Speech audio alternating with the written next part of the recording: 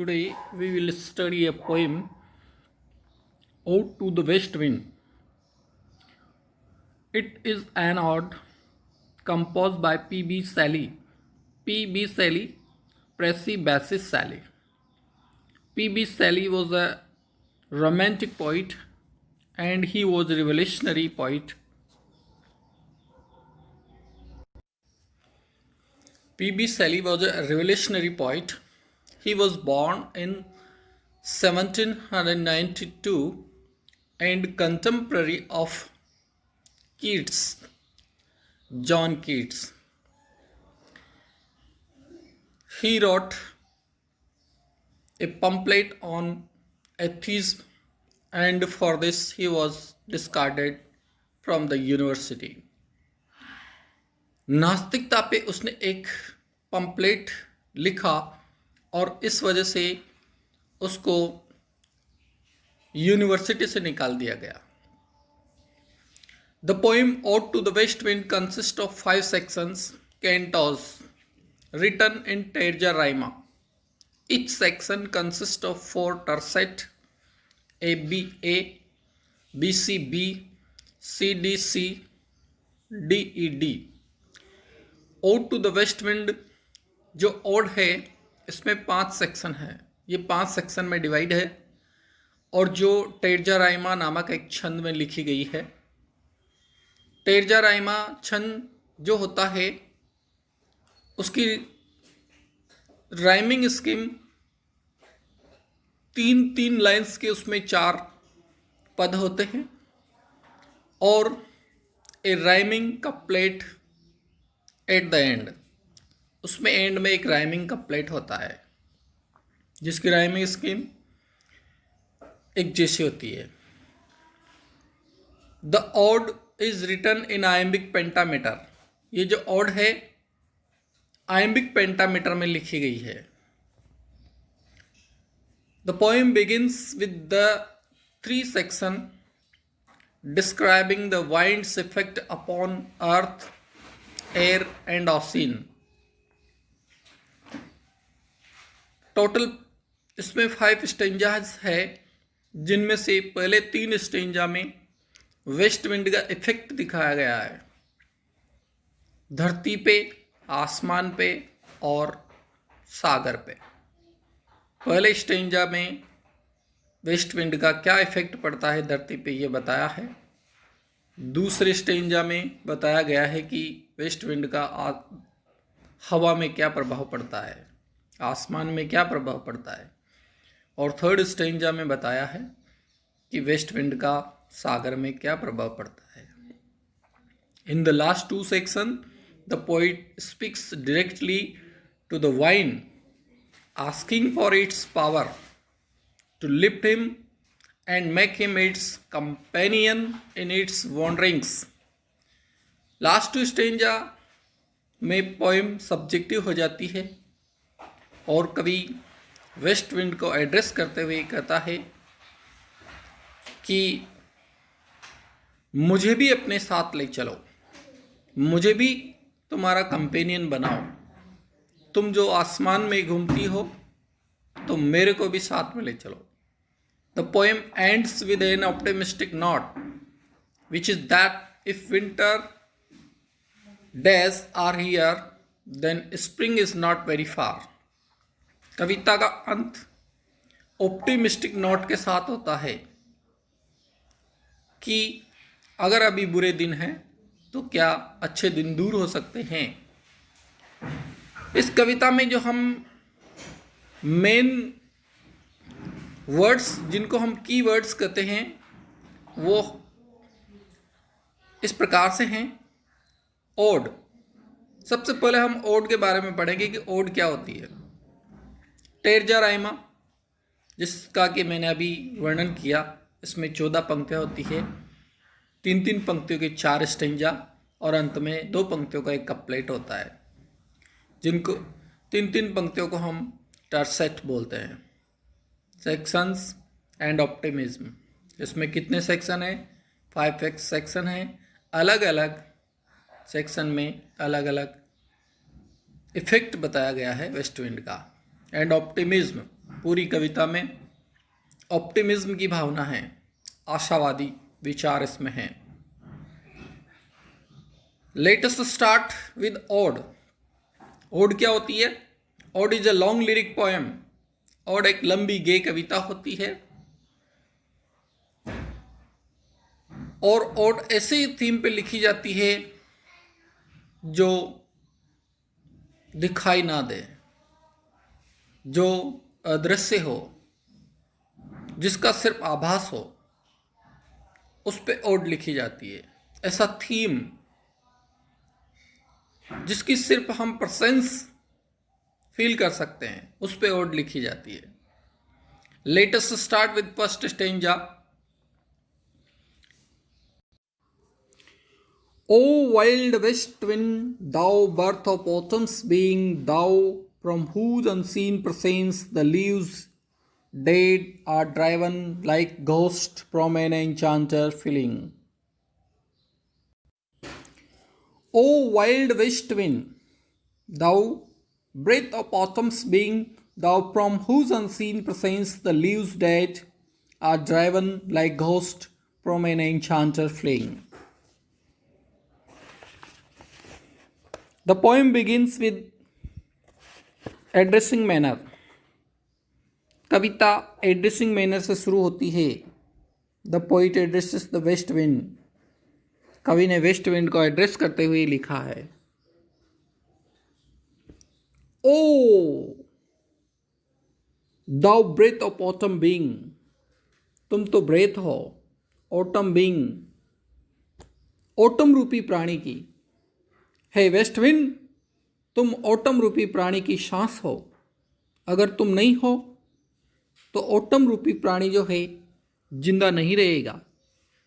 The poem begins in an addressing manner, O wild west wind, the breath of autumn's being.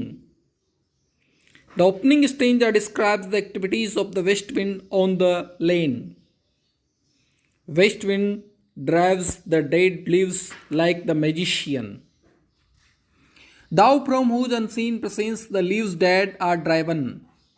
Thou, तुम, from whose unseen presence, though you are unseen, nobody can see you. The leaves dead are driven like ghosts from an enchanter fleeing. Fleeing, drive, दौड़ाता है।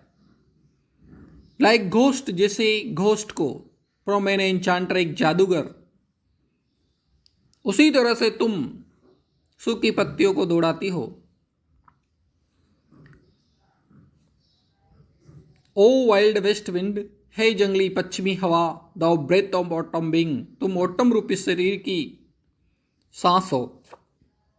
दाउ, तुम तो वो हो, from whose unseen presence, जिसकी अदृश्य उपस्थिति से, अनसीन प्रेजेंस अदृश्य उपस्थिति से, though autumn does not seem to see, यद्यपि ऑटम जो है दिखाई नहीं देती है।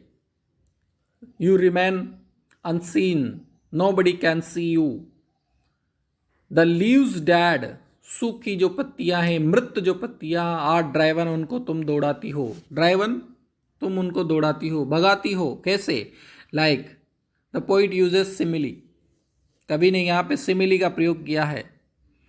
घोस्ट फ्रॉम एन एन्चांटर फ्लिंग, जैसे एक जादूगर, मैजिशियन, घोस्ट, घोस्ट को दौड़ाता है, फ्लिंग, भगाता है। जैसे एक जादूगर भूत को भगाता है, वैसे ही तुम उन सूखी पत्तियों को दौड़ाती हो, भगाती हो। कवि ने यहाँ पे टेरजा रायमा नामक एक छंद प्रयोग में लिया है। The poet used terza rima, और टेरजा रायमा क्या होता है? Terza rima is a figure of speech in which there are 4 stanza of 3 lines, and at the end of the stanza there is a couplet of 2 lines. And में couplet होता है 2 पंक्तियों का। ये जो 3 पंक्तियों के जो स्टेंजा है, इनको टर्सेट कहा जाता है। फर्स्ट 3 लाइन्स हमने जो यहाँ पे देखी, ये इनको टर्सेट कहेंगे। इस तरह के तीन लाइन के टर्सेट्स इसमें 4 आपको मिलेंगे और फिर एंड में 2 लाइंस। ओ वाइल्ड वेस्ट विंड है जंगली पश्चिमी हवा, दाउ ब्रेथ ऑफ ऑटम बिंग, तुम तो ऑटम रूपी प्राणी की सांस हो। दाउ फ्रॉम हुज अनसीन प्रेजेंस, तुम तो वो हो जिसकी अदृश्य उपस्थिति से। द लीव्स डेड, सूखी पत्तियां ड्राइवन भगाई जाती है, लाइक घोस्ट, भूत की तरह। फ्रॉम एन एन्चांटर फ्लिंग, जैसे एक जादूगर भूत को भगाता है, ठीक उसी तरह से तुम उन सूखी पत्तियों को दौड़ाती हो। कौन सी सूखी पत्तियां? Yellow and black and pale and hectic red, pestilence strike and multitude, thou who chariest to their dark wintry bed, the winged seed where they lie cold and low, each like a corpse within its grave, until the azure sister of spring shall blow her clarion over the dreaming earth and fill driving sweets, birds like flocks to feed in air with living hues and other plain and hill.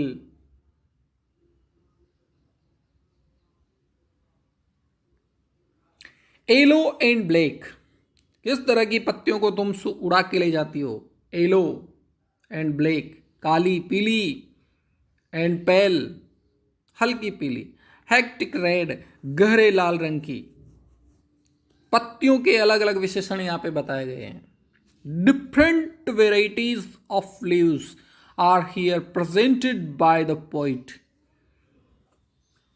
Pestilence striken multitude, multitude बहुत सी, बहुतायत में। Pestilence striken महामारी से ग्रसित, striken ग्रसित, प्रभावित पत्तियों को बताया गया है। तरह तरह की जो पत्तियां हैं जो ऑटम के सीजन में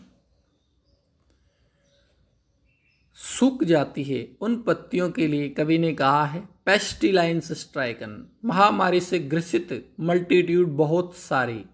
क्योंकि ऑटम के सीजन में जब वेस्ट विंड चलती है तो एक नहीं हजारों पत्तियों को अपने साथ लेके चलती है।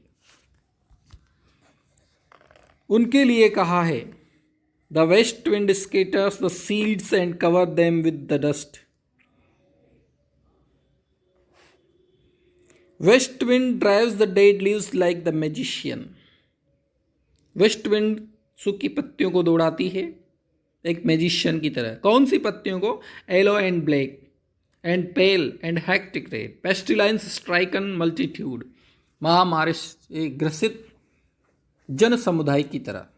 ओ दाओ, अरे तुम तो, हु चेरिटेट, तुम तो वो हो, हु चेरिटेस्ट, जो रथ में बिठा के ले जाती है, to their dark wintry bed, उन पत्तियों को, उन बीजों को उनके विंट्री बेड पे। द विंग्ड सीड्स, पंख वाले बीजों को, पंख वाले बीजों को, ऐसे बीज जो तुम्हारे साथ हवा में उड़ के चले जाते हैं, उन बीजों को तुम उनके विंट्री बेड पे ले जाती हो। The west wind scatters the seeds and cover them with the dust. West wind बीजों को ले जाती है और उनको मिट्टी में ढक देती है। Where they like cold and low, जहाँ पे वे पड़े रहते हैं नम होकर के, एंड लो, और नीचे दब जाते हैं मिट्टी में। कैसे? Like a corpse within its grave, कब्र में, जैसे कोई कब्र में दफना दिया गया हो। Like it's a cops. फिर कवि ने यहाँ पे सिमिली का प्रयोग किया है, लाइक अ कॉप्स, एक लाश की तरह, विद इन इट्स ग्रेव, इसकी कब्र में। जैसे लाश कब्र में दफना दी जाती है, ऐसे ही वेस्ट विंड बीजों को जमीन के अंदर गाड़ देता है। Until then azure sister of spring shall blow, और वे बीज जब तक पड़े रहते हैं तब तक डाइन अजोर सिस्टर, तुम्हारी प्रिय बहन, अजोर सिस्टर, अजोर ब्लू स्काई, आसमानी नीले रंग की बहन, वेस्ट विंड की बहन के लिए कहा है। कवि ने यहाँ पे पर्सोनिफिकेशन काम में लिया है। The poet used here personification spring. कवि ने स्प्रिंग को वेस्ट विंड,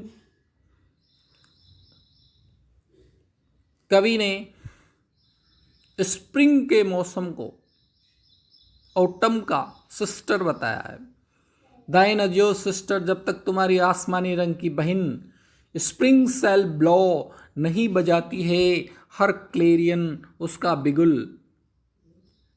द ड्रीमिंग अर्थ, इस धरती पे, इस स्वप्न देखती हुई धरती पे जब तक स्प्रिंग नहीं आ जाती, जब तक वो बिगुल बजाती हुई नहीं आ जाती, एंड फिल और पूरी तरह से नहीं भर देती with living hues and order plains and hill.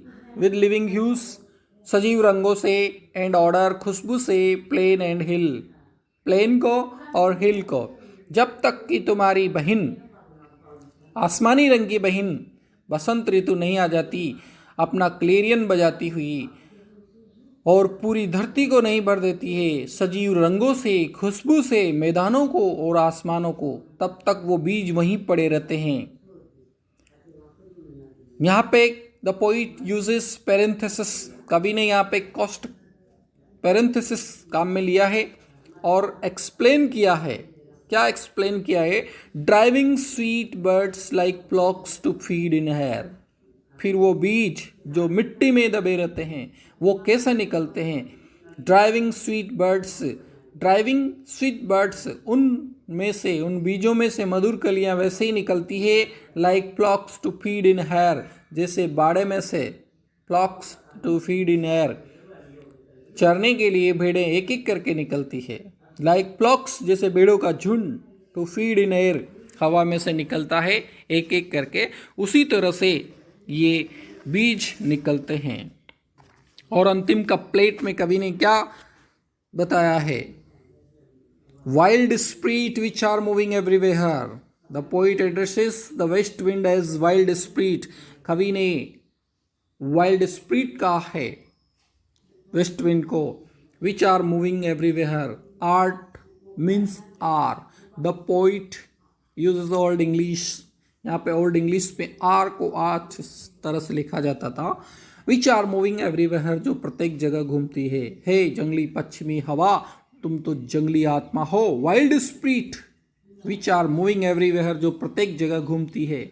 Destroyer and preserver, hear O hear, तुम तो डिस्ट्रॉयर हो, तुम तो प्रिजर्वर हो। हियर ओ हियर, सुनो सुनो सुनो। डिस्ट्रॉयर, तुम तो डिस्ट्रॉय हो, विनाशक हो। प्रिजर्वर, तुम संरक्षक हो। किस तरह से? डिस्ट्रॉयर किस तरह से? Because you destroyed the dead leaves. Preserver, because you preserve the living seeds and covered them with dust, and when winter finish and spring comes, then these seeds sprout into plants. जब बसंत ऋतु आती है तो ये पौधे, ये बीज पौधों के रूप में निकल करके सामने आते हैं। In the first stanza, the poet shows the effect of the west wind on the earth. The poem begins with the effect of the west wind on the earth. The twofold character, that is destroyer as well as preserver, has been described. कवि ने west wind का effect बताया है धरती पे और उसका दो फोल्ड वाला करेक्टर बताया है। एक है डिस्ट्रॉयर का और दूसरा है प्रिजर्वर का।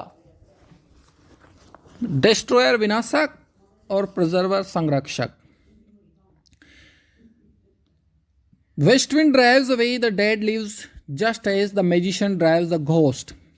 वेस्ट विंड उसी तरह से ले जाती है सूखे पत्तों को जिससे कि एक भूत को जादूगर ले जाता है। एंड इज दस अ ग्रेट डिस्ट्रॉयर, इस तरह से ये एक विनाशक है। It also drives the seeds and buries them under the earth. ये उन बीजों को धरती में गाड़ देता है। where they lie protected all through winter like a dead body in the grave. और वहाँ पे वे बीज उसी तरह से पड़े रहते हैं जैसे मृत शरीर कब्र में पड़ा रहता है। And sprout in spring filling the whole earth with new life. और जब बसंत ऋतु आती है तो फिर वही बीज एक नया रूप धारण कर लेते हैं। और इस तरह से कवि ने हमें बहुत ही शानदार तरीके से फर्स्ट स्टेंजा में बताया है कि किस तरह से वेस्ट विंड का इफेक्ट होता है।